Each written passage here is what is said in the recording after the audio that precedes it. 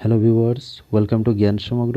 আজকের এই ভিডিওটিতে আমরা আলোচনা করব আসাম ডিরেক্ট রিক্রুটমেন্ট 2024 এর গ্রেড 3 এবং গ্রেড 4 এর পরীক্ষার খুব গুরুত্বপূর্ণ কয়েকটি রিজনিংয়ের প্রশ্ন উত্তর নিয়ে। তো এই ভিডিওটি হচ্ছে পার্ট 2।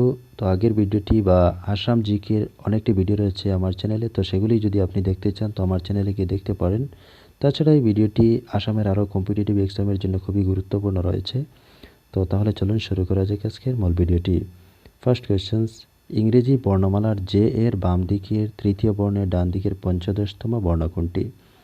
তো ইংরেজি বর্ণমালার জে এর বাম দিকের তৃতীয় বর্ণ, তো সেটা যদি আমরা দেখি তো বাম দিকের তৃতীয় বর্ণ কী হবে? জে এর প্রথমে রয়েছে আই, তার পূর্বে রয়েছে এইচ, তার পূর্বে জি, জি পরে এইচ আই জে, তো এখানে তিনটি রয়েছে গ্যাপ।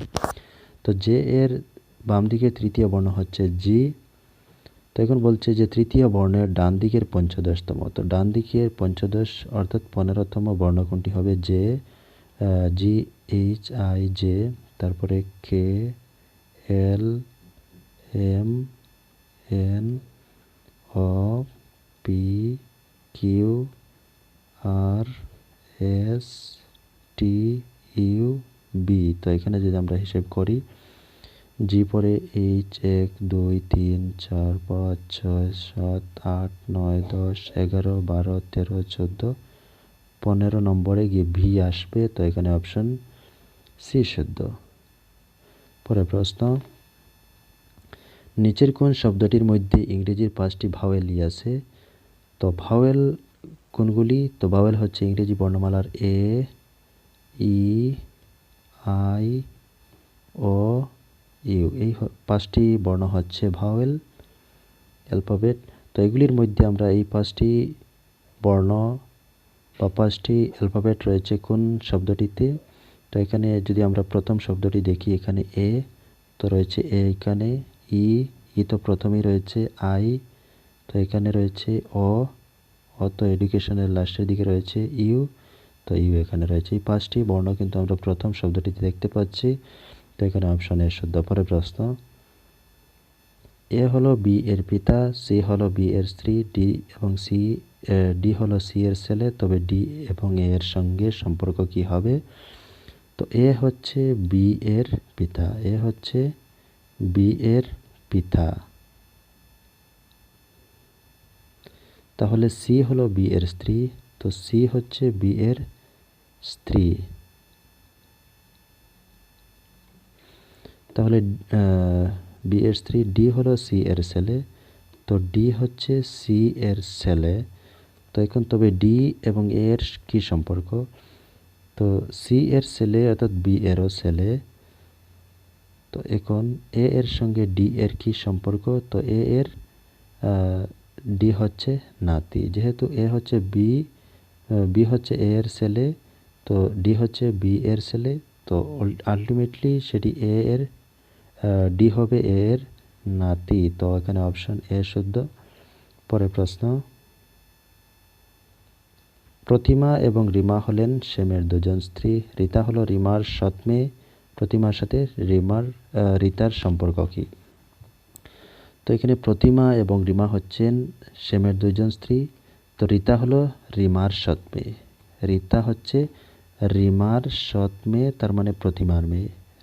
রীতা হচ্ছে রিমার সৎ মেয়ে, তার মানে প্রতিমার মেয়ে।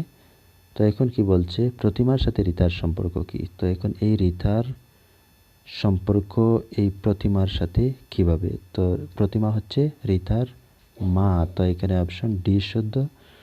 পরের প্রশ্ন, 30 জন ছাত্রছাত্রীর একটি শ্রেণীকক্ষে অনিতার ক্রম উপরের দিক থেকে 16তম, তবে নিচের দিক থেকে তার ক্রম কত হবে?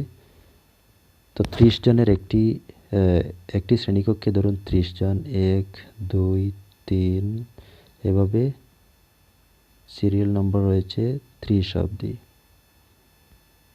তো এখন উপরের দিক থেকে ধরুন তার সিরিয়াল নম্বর রয়েছে 16, তো 16তম অর্থাৎ 16 নম্বরে রয়েছে। তো এখন ওদিক থেকে 30-এর দিক থেকে এই 16 কত নম্বরে পড়বে?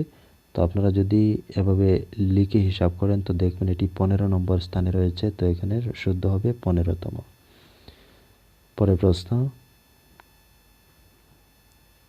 নিরক্ষরতা শিক্ষা বন্যা তো কি হবে? এখানে যদি ভালোভাবে লক্ষ্য করেন, নিরক্ষরতা দূর হয় শিক্ষার দ্বারা, তো বন্যা কিসের দ্বারা দূর হবে? তো এখানে অপশন রয়েছে বৃষ্টি, বাঁধ, নদী, সেতু, তো এখানে শুদ্ধ হবে বাঁধ। পরের প্রশ্ন,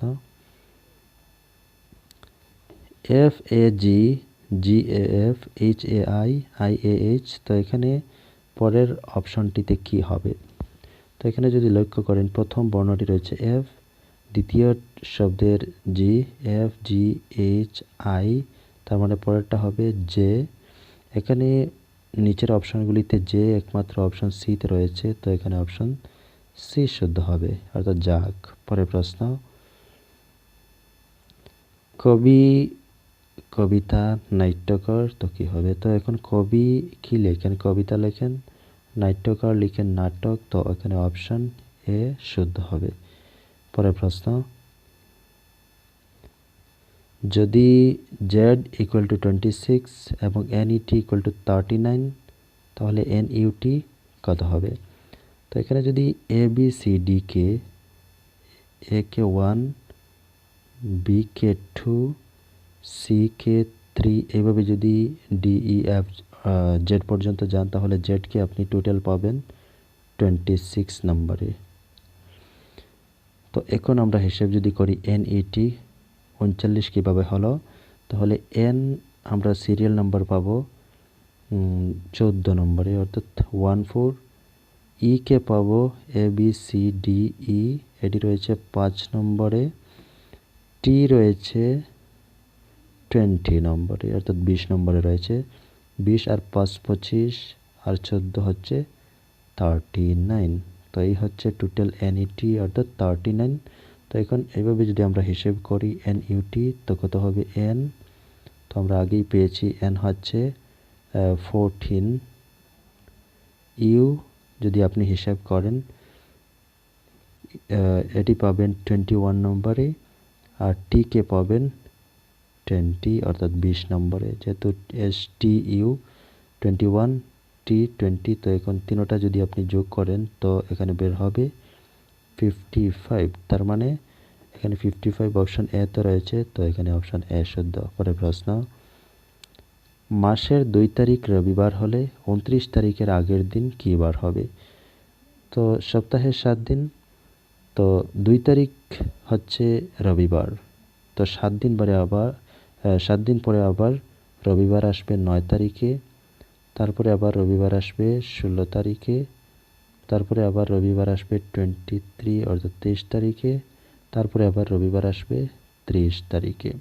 তো এখন বলছে 29 তারিখের আগের দিন। তো 29 তারিখ যদি রবিবার হয়, 30 তারিখ যদি রবিবার হয়, তো 29 তারিখ হবে শনিবার। 29 তারিখ হবে শনিবার। তো এখন বলছে 29 তারিখের আগের দিন, তো হবে 29 তারিখের আগের দিন শুক্রবার। তো এখানে অপশন ডি শুদ্ধ হবে। তো এই হচ্ছে 10টি রিজনিংয়ের প্রশ্ন। যদি ভিডিওটি ভালো লাগে অবশ্যই লাইক শেয়ার করবেন, আর পরবর্তী ভিডিও পাওয়ার জন্য অবশ্যই চ্যানেলটি সাবস্ক্রাইব করে পাশে থাকবেন। ধন্যবাদ।